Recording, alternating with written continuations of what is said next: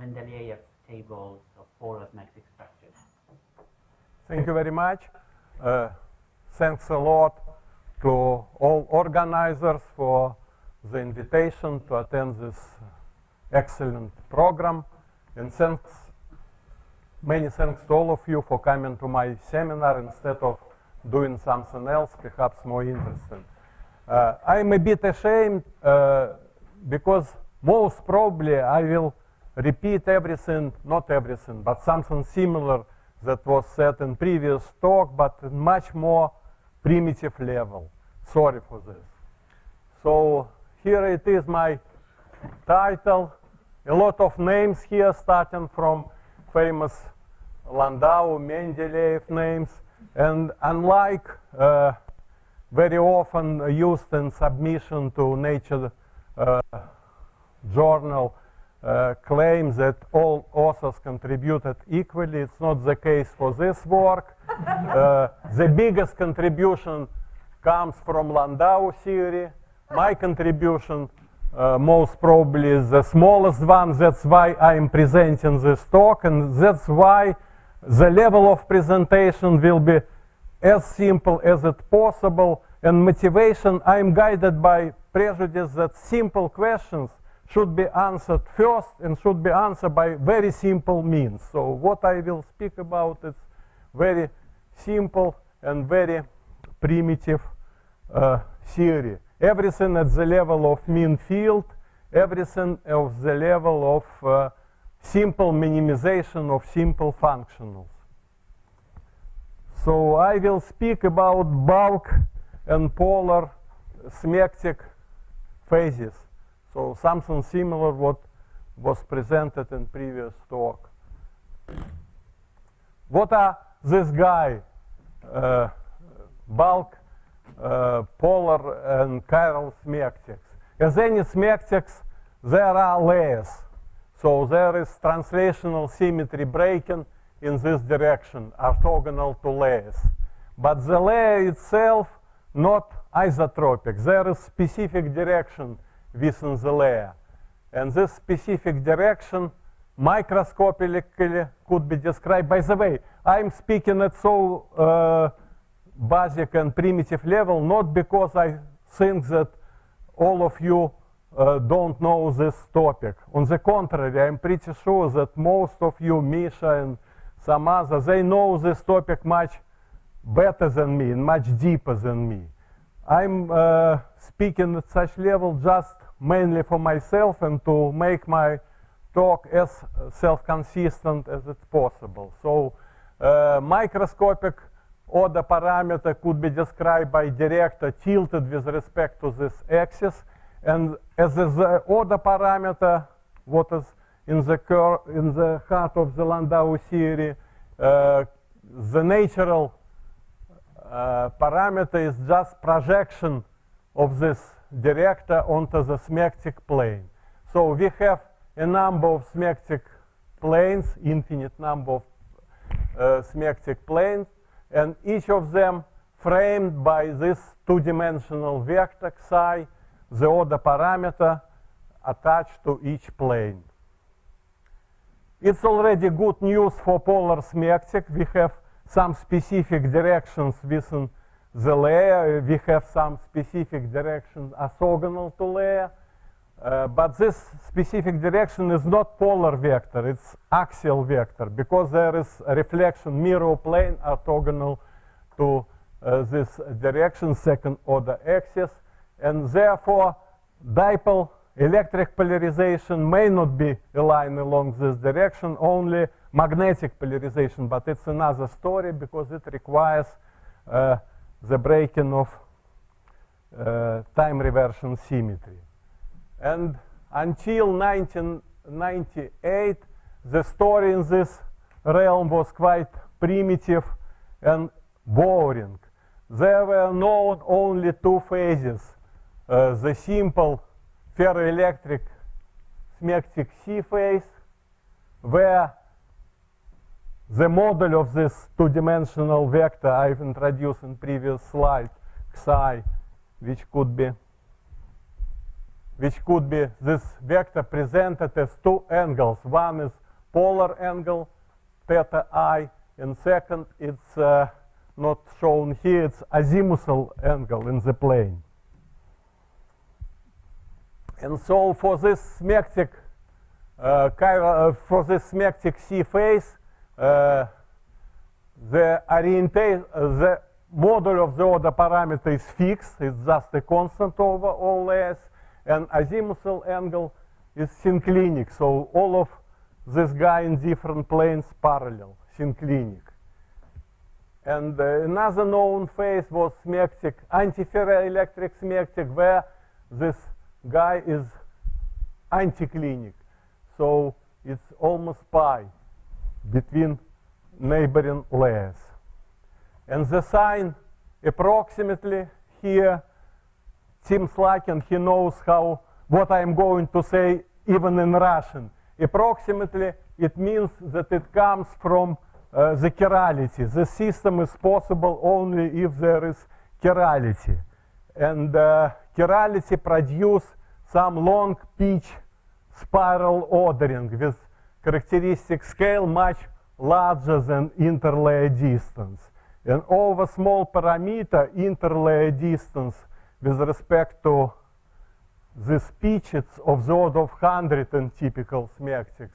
This is almost synclinic, and this is almost anticlinic for antiferroelectric Smectic.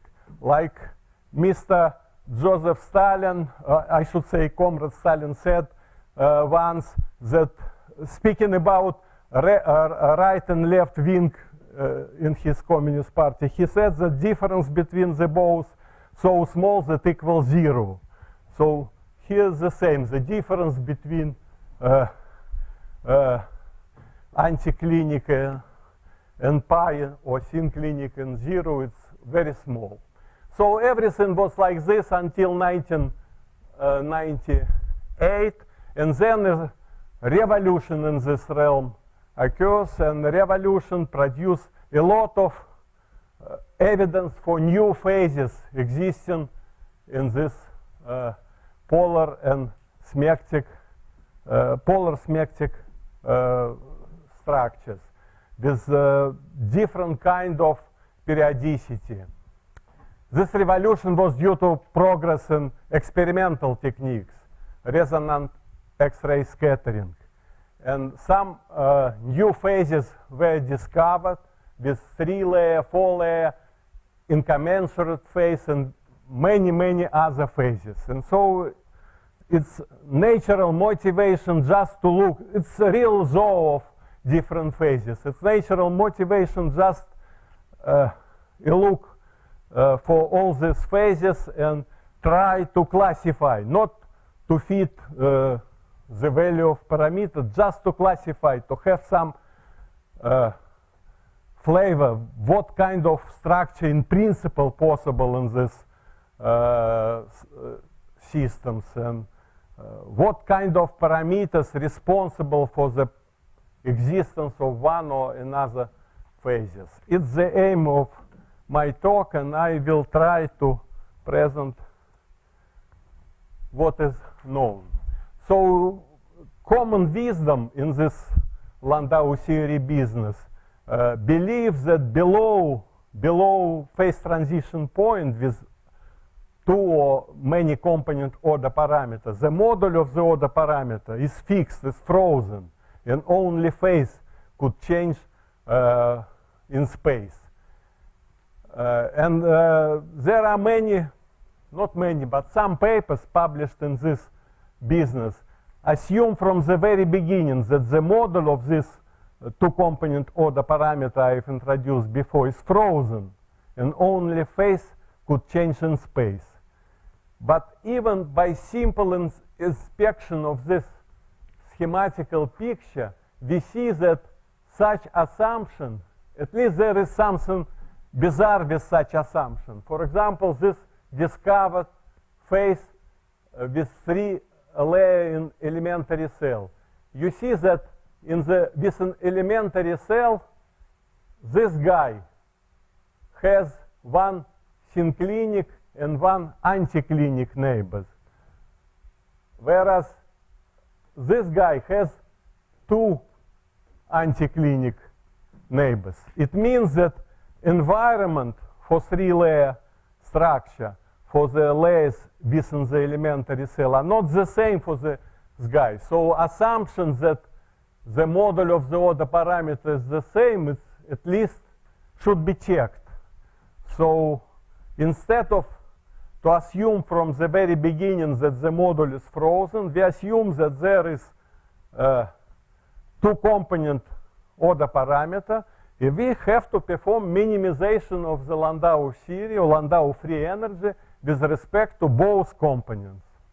It's the task. So it's the same, it's just another illustration of the same picture. So this what I said already. So we need simple theory, as simple the very down to the earth liquid crystals. And we need theory which could describe that for at least for some phases, environment for the layer within the layer not the same, within the elementary cell not the same. So we have to take into account possibility of variation both components of the order parameter. It's trivial statement, but surprisingly in literature until now there are publications where the model of the order parameter considers frozen.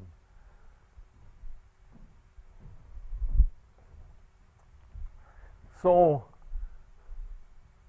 I like very much a recent tutorial lecture given by Ibrahim Fatkulin, and he started the lecture with the notion of the tool of the day. I think that, at least for me, and might be for many soft matter material, Landau theory is the tool of the life. So here it is my Landau theory. Here F naught is the term intralayer free energy. It's standard Landau expansion. It contains two terms because it's two-component vector. In mean field theory, no third order term, only quadratic, only even order terms. So standard intralayer Landau theory. And this intralayer theory energy should be supplemented by interlayer theory. So this is nearest neighbor interaction. This guy, it's next nearest neighbor interaction. And this guy produces the barrier between synclinic and anticlinic orientation. If this coefficient 0, no barrier between synclinic and anticlinic orientation, it means that phase transition would be always continuous in the mean field approximation. I'm only speaking about mean field approximation.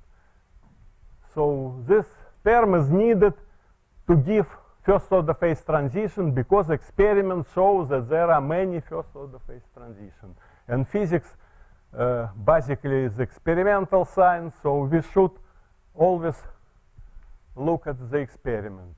A1 term, nearest neighbor interaction, if this guy is positive, it favors anticlinic orientation, so this guy should have angle pi. If it's negative, it favors synclinic orientation. The same with this guy, but interaction a bit more long range. It's next nearest neighbor interaction. If this guy is negative, nothing happens. It's just small correction to all this term. But if it is positive, it yields to frustration. The configuration minimizing this term is incompatible neither with synclinic nor with anticlinic orientation. So this is minimal standard model. My claims that all discovered experimentally or predicted theoretically polar Smectic phases, structures, could be described within this standard minimal model. What I'm claiming that we are not going to feed that data. It's just classifications. Like Mendeleev, one of the name indicated in my title. He did not feed elements by just choosing atomic mass or something else. It's classification of all elements. But what we are going to do is even more challenging than Mendeleev did. Mendeleev performed only classification of elements.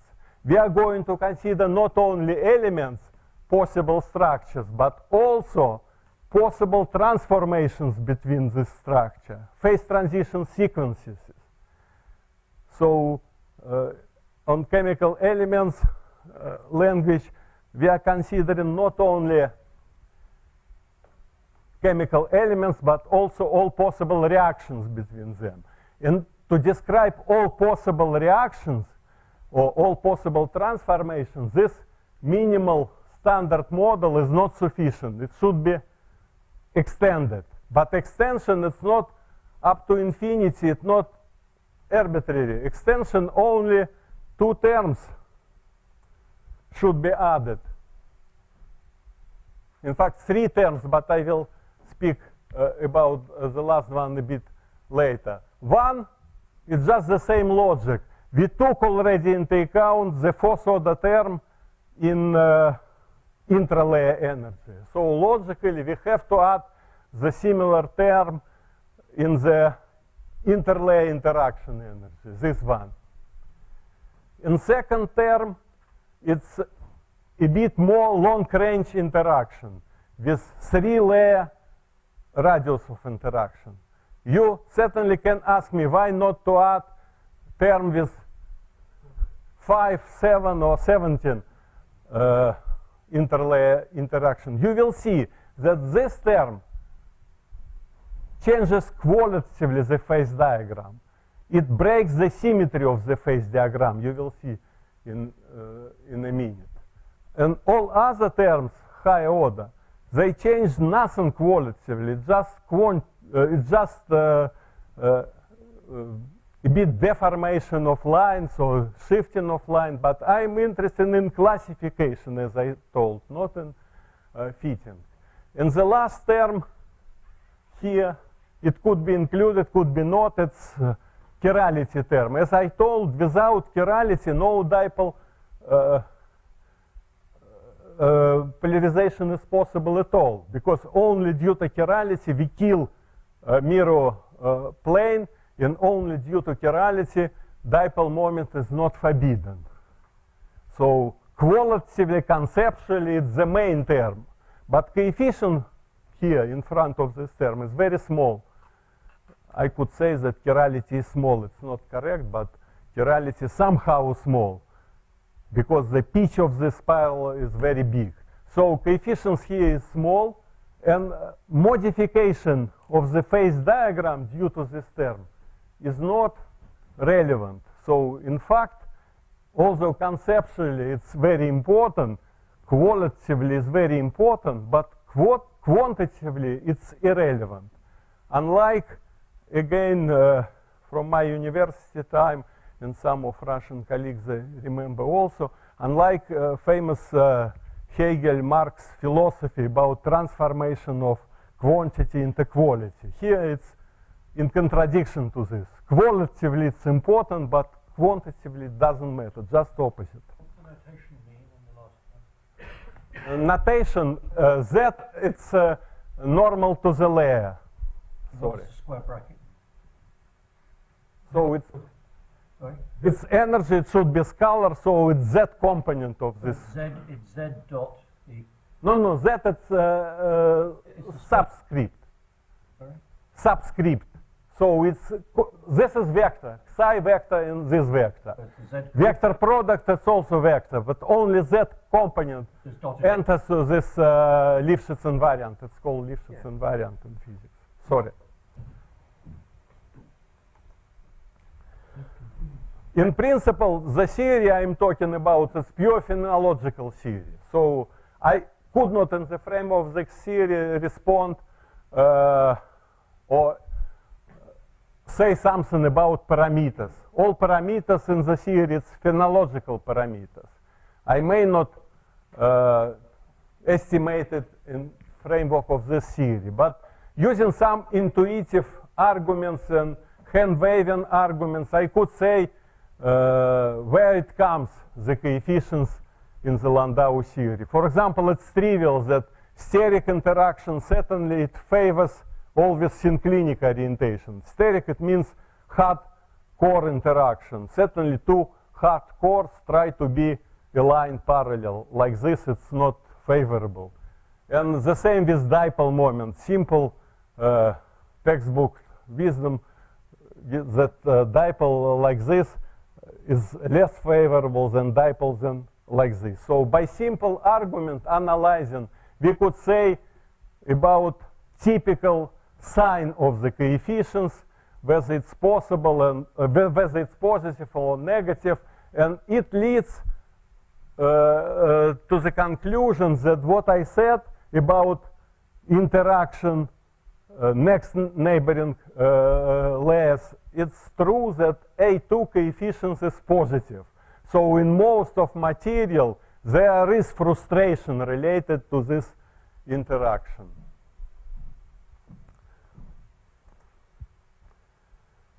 So few words about numeric procedure. It sounds deceptively simple to minimize functional with second and fourth order terms.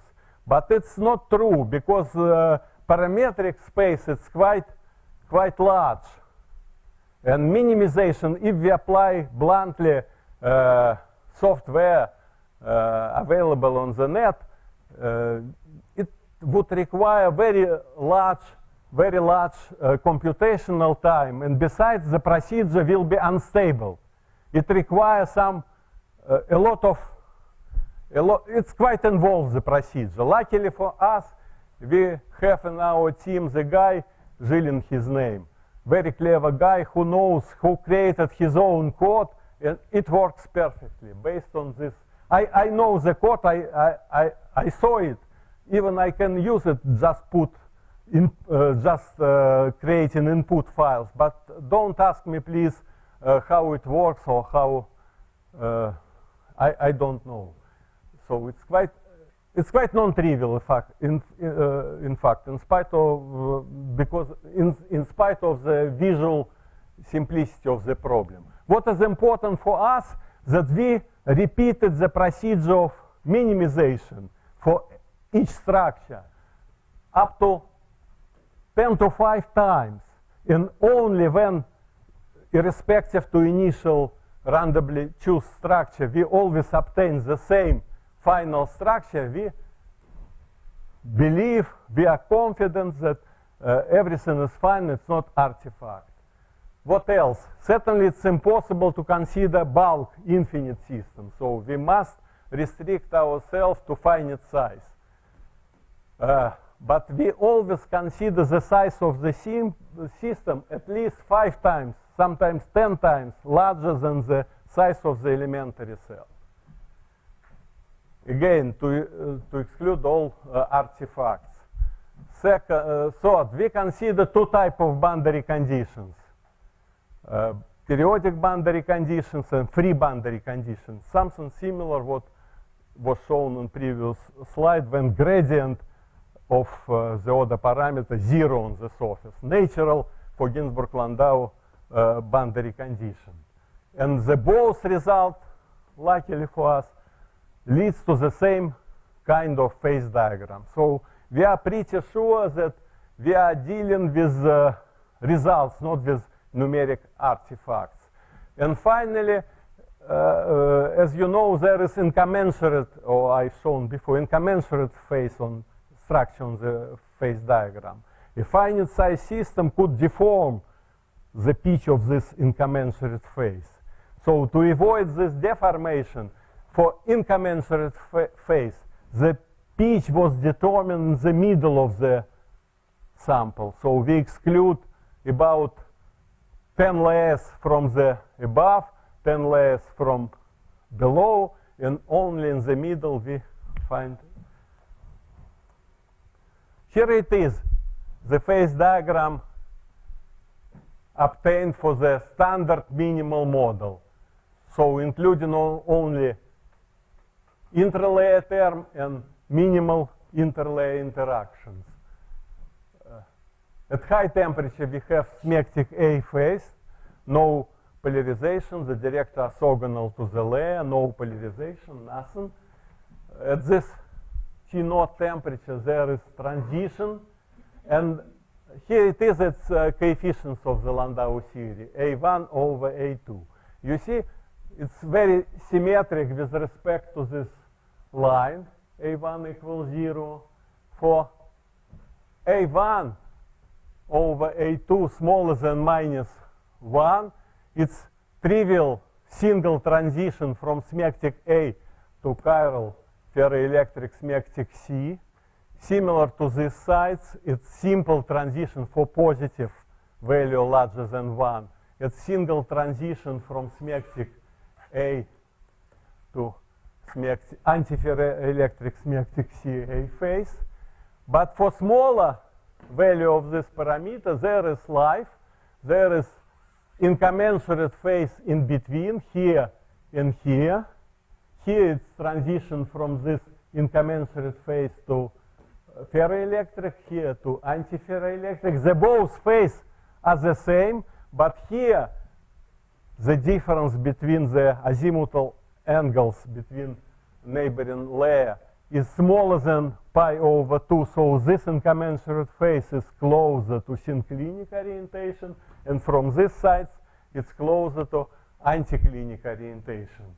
Here it is, there is Smectic D4 phase with 4-layer periodicity. Here the Smectic D6 phase, D3, D10, D5.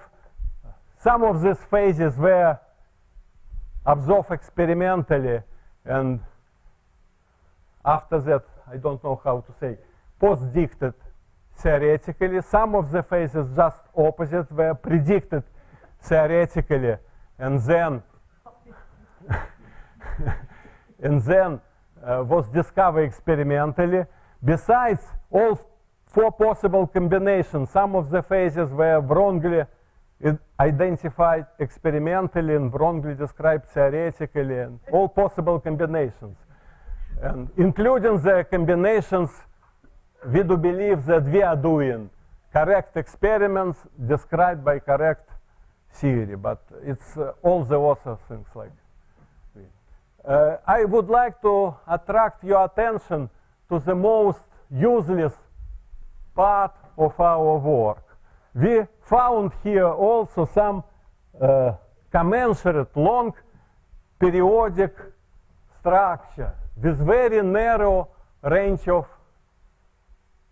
stability, or this one, for example, with 5-layer periodicity, and this one with 10-layer periodicity. By the way, there is symmetry, not, I forgot to tell, sorry, not only symmetry left to right, but there is also symmetry concerning period doubling.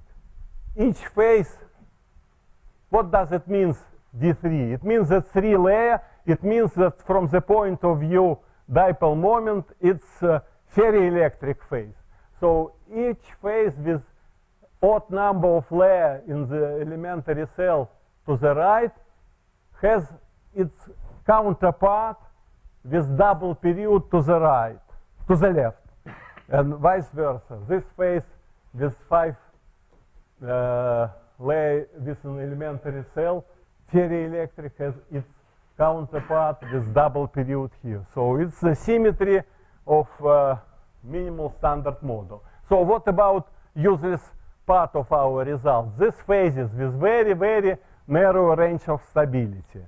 We call these phases microphases to distinguish from basic structure, which traditionally called phases, and from this relatively broad range of stability phases, which called subphases. So we call this macrophases. And these phases, in fact, it's a reflection in this world of, I said, I skipped few. Yeah. And this phases with very narrow range of stability, it's reflection of phenomenon known from 17th century, thanks to Dutch physicist. I'm afraid I don't know how to say in English his name, Christopher Huygens, I don't know. So he discovered, what he discovered in 17th century? He discovered that two clocks on one wall, pendulum clocks, of course, no electronic device at that time, try to synchronize frequency. And it turns out that this phenomenon is much more general than only synchronization of clock. It was very fashionable in 80s, and it called with very fancy name Devil's Staircase. Devil's Staircase it's called. Because for any system, it's much more general than simple example shown here. For any simple with certain internal periodicity, if there is parameter which can be tuned continuously in time or in space, it doesn't matter, by the way. It's not necessary periodicity in time, it could be periodicity in space as well. There is set of phase locking state, very narrow. It's in fact simple resonance. Phase locking state, infinite number of phase locking states separated by another state without phase locking. In terms of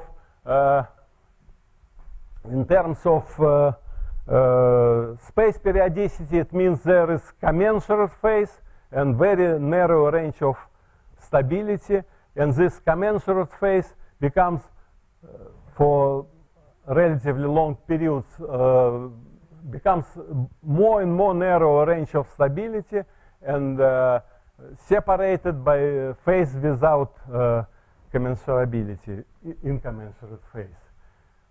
Why it was fashionable at 80s? Because it's very unique example when something which related to difference with irrational or rational number could be measured by simple device, like oscillator coupled to some driving force. One example of this simple device I saw in London visiting Victoria and Albert. So it's famous painting, you see, it's the same phenomena. So if you change this drive continuously, you could have this infinite number of locked states. In our case, so it was known in 80, and there are many examples, but maybe most of the examples just pure theoretically. It's model. It's model like this model. It's 3D Ising model with competing interaction. You see how nice this phase transition. And besides, there is some deep mathematics, I don't know, behind it, so-called Cantor set of points. And if you exclude all points with phase locking, what remains is also set of the points with zero measure. And surprisingly enough, using relatively simple device like shown in this picture before, you may measure something with zero measure. It was one of the motivations why it was popular in this time. Here we have something similar, but not precisely the same, because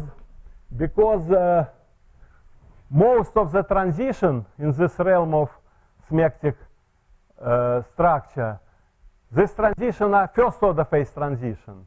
It means there is finite jump of the order parameter at the transition, and there is finite width of coexistence of two phases. And when this width related to the first order nature of the phase transitions becomes comparable with the width of the locking region, the game is over. So the number of locked phase here it's finite. It's not infinite number of locked phase. Because we are dealing with first order phase transition. Okay. Here a few words about experimental identification of these phases. Why suddenly in 1998 it was discovered? As I told, because there is resonance X-ray scattering. What is conventional X-ray scattering? Conventional X-ray scattering is just observation of electronic density modulation. But electronic density modulation is almost insensitive with respect to anisotropic axis. If something turns and these phases, what is the distinguish between these phases? That one vector turns from one layer to another layer. It's almost insensitive with respect to the electronic density. Electronic density knows almost nothing about orientation of this vector. Landau, he get used for such phenomena, conceptually existing but almost non-observable, as influence of singing on vision. In Russian it's more funny because it's like poetry. Influence of пение на зрение. So the effect exists if you, but not observable. However, if there is resonant, intensity of scattering increase 1,000 times, and one could observe this modification of anisotropy axis. It was discovery in this time, and by such a method we could distinguish all these phases.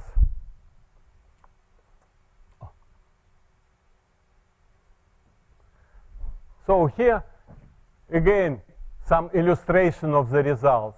You see this blue line is phase. This guy is Smectic D4 phase. So blue line is phase variation. Here it's number of layers. You see here, indeed, the model of the order parameter is constant. So, but we obtain it. It's not assumption prior minimization. It's a result of the minimization. For this phase, everything is okay, and this phase could be obtained without assumptions that both components of the order parameter play the role. It's not the case here for Smectic D5 phase. You see there is small variation of the model of the order parameter between different phases. It's small, much smaller than for phase modulation. But nevertheless, smaller doesn't mean zero, unlike Mr. Comrade Stalin said. I am not afraid to say now it. The same for other phases.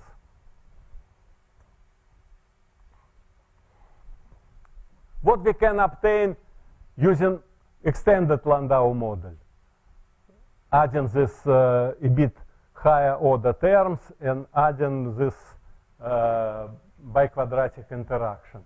We could obtain the most long sequence observed in experiment, this one.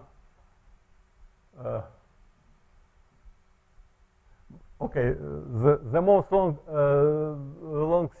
sequence was shown before, doesn't matter, don't pay attention. But we could obtain phases, first of all, reentrant phases, and we could, the most important, we could break this symmetry. I will show here. We could break the symmetry with respect to the central line. That's why I may include the term with A3, with three-layer interaction, and no any need to add further term. All symmetry already broken. No need to add 7, 5, and many other terms. More long-range interaction.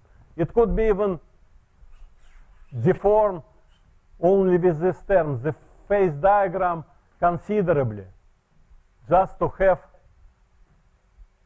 all these for example, antiferroelectric phase as a low temperature phase and ferroelectric phase as a high temperature phase. It's also was observed experimentally. You could say that, okay, it's play with parameter. I don't know what are these parameters in reality. It's not completely true. We could compare experimental data with calculation, of course not phase diagram, but with calculation of something practical. And I will show one example. I skip this.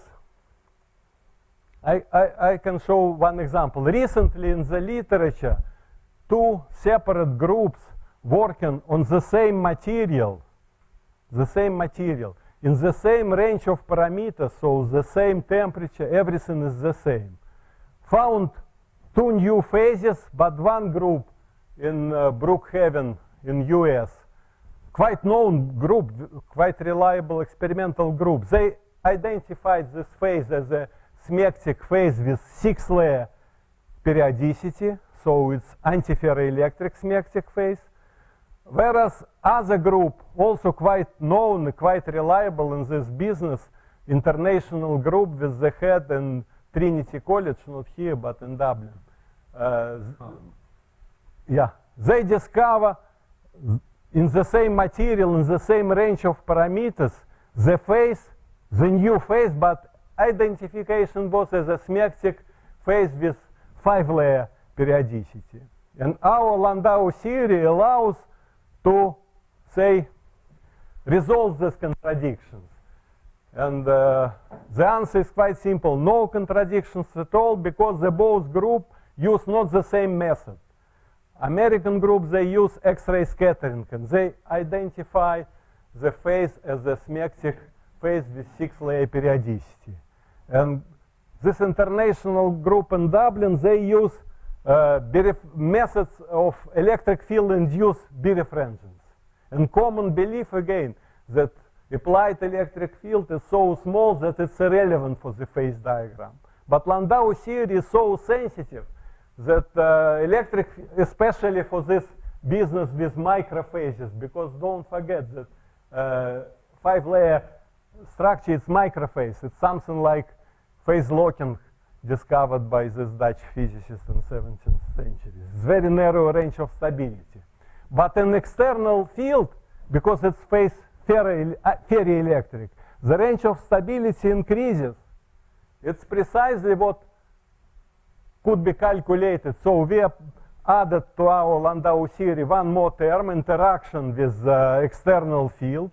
And surprisingly, it's not surprised that it changes, but surprisingly, for the field so small as used in experiments, in the range of 0.02 volt per micron, it's enough just to close completely the range of stability D6 phase.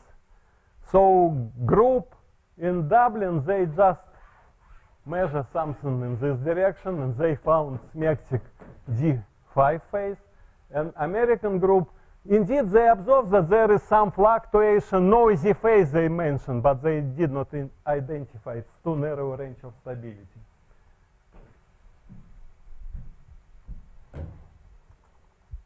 So it's again just to show how it looks like. And there is universality again. It's not fitting. Let me repeat. I'm repeating all the same stuff. It's not fitting. It's just classification. There is universality even in microphase formation. All elementary cell, any elementary cell formed by universal rule, like rule observed by this combination of locking and unlocking tradition. So all microphases, they form by the following rule, that nearest neighbor phase, commensurate phase, to elementary cell of this nearest neighbor commensurate phase, subphase, sandwiched by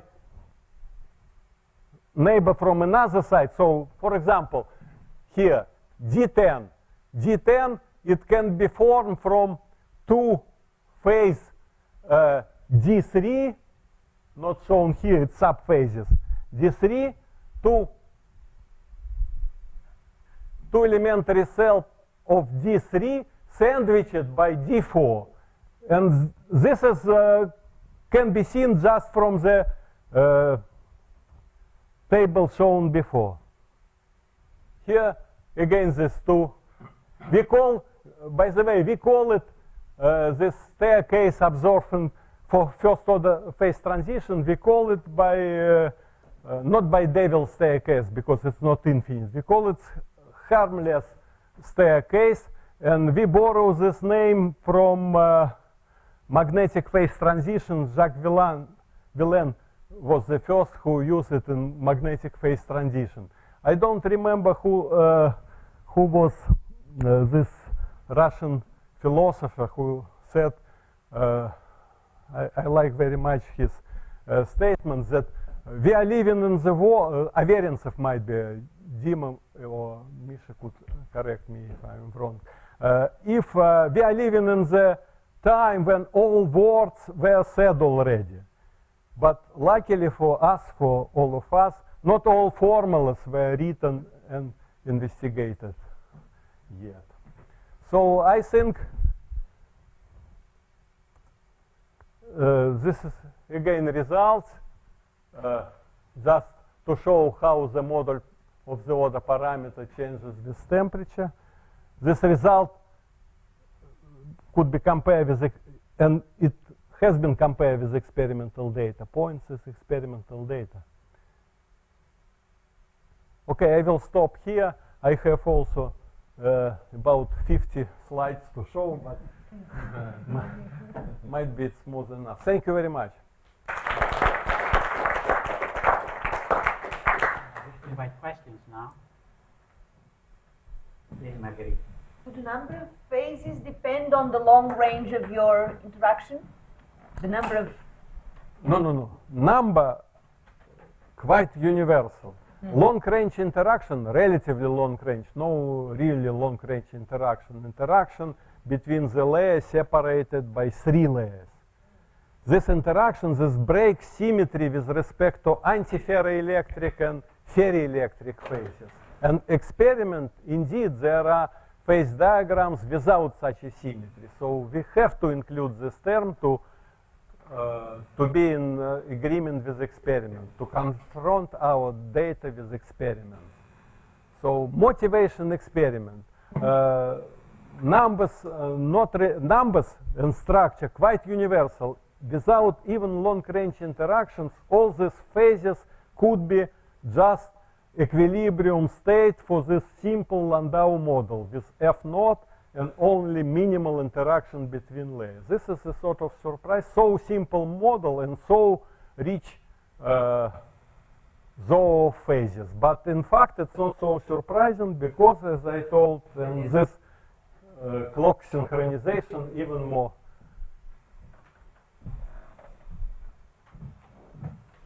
I missed a little bit. So, which part of the energy was dependent on temperature? Okay, good question. What I said, it's standard Landau theory. So only quadratic terms, coefficients, it's the essence of the Landau theory. Yeah, here it is. Only A naught is temperature dependent. And its dependence should be like this. Because what is the essence of the Landau theory? That free energy, Landau free energy, is analytical function of the order parameter. Not free energy, but Landau free energy. So the order parameter for second order phase transition should be small in the transition point. It means that transition point at the transition, so it means that I have to write only first term because it's expansion. But at the transition point, this guy is 0, this small. So because it's small, I have to add it. I must add high order terms. It's the only term which depends on temperature, this one. All other terms are temperature independent.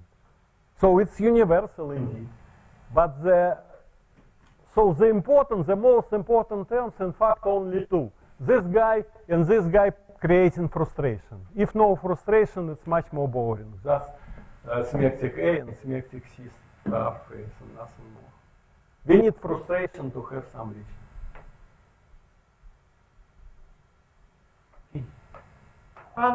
I met a guy once who said that the long-range terms in the energy were unreasonable from an energetic point of view.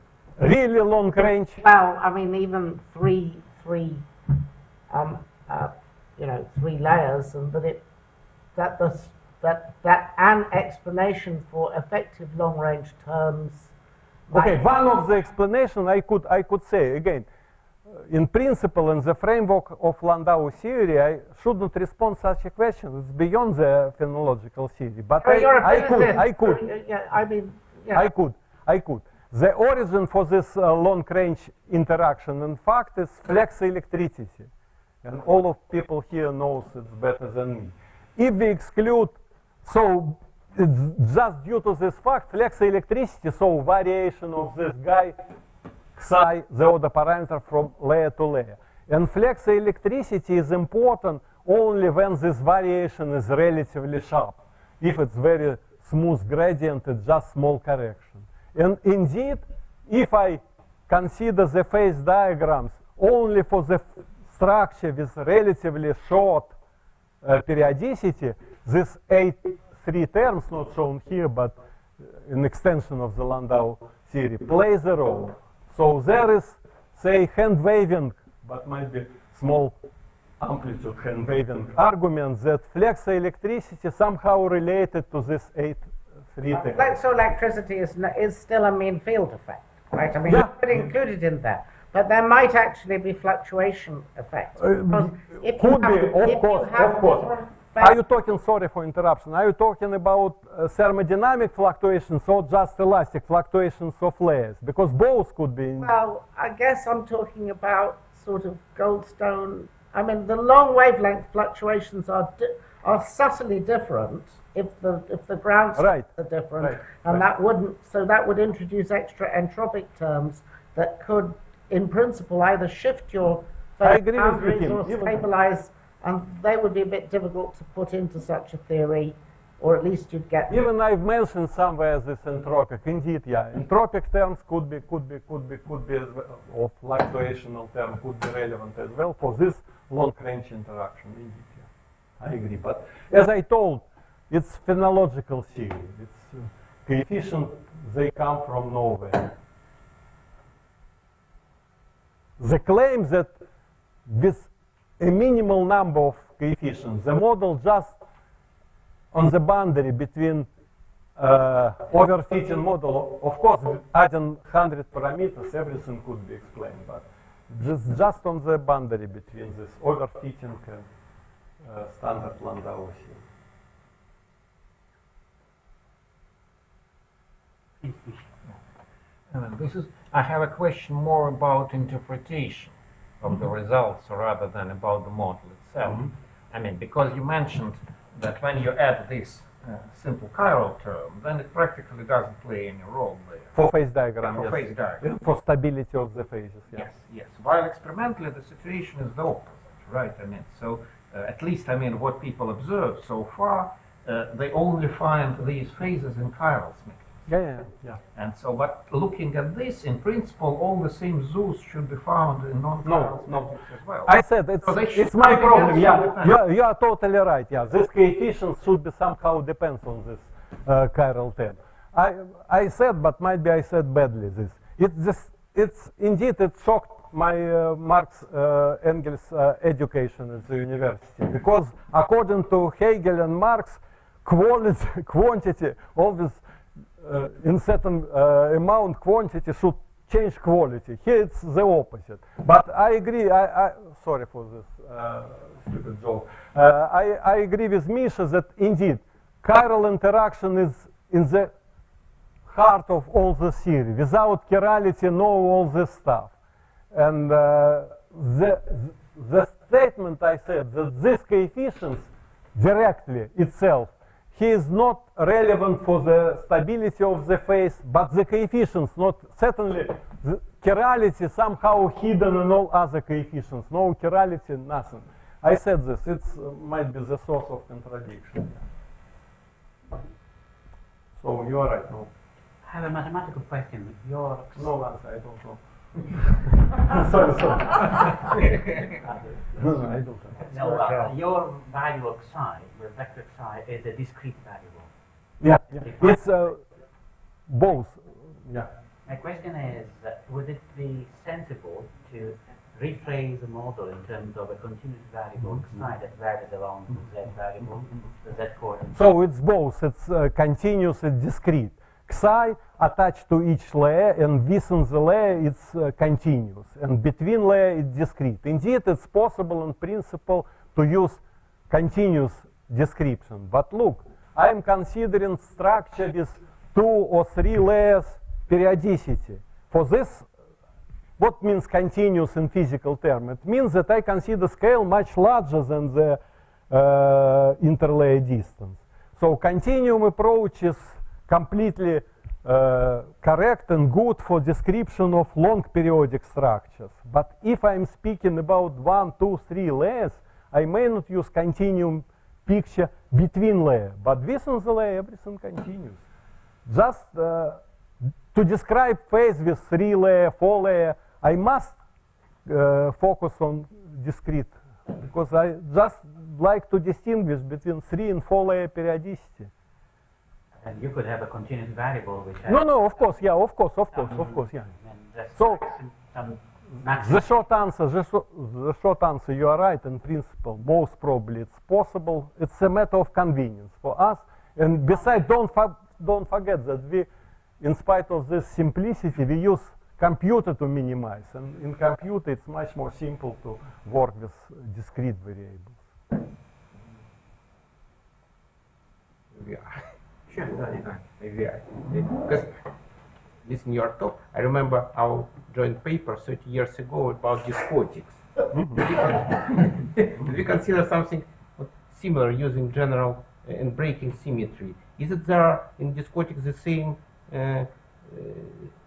As I mentioned, speaking about Ibrahim Fatkulian tutorial talk, Landau theory is my tool of the life. So of course in Discotic with Misha we apply the same tool, the same tool, yes. We predicted a lot of. Yeah. Okay, it's a bit different in details, and besides we did not consider ferroelectricity, we consider non-chaos systems. But what is true that, okay, it's tool of the life. I'm always using Landau theory in various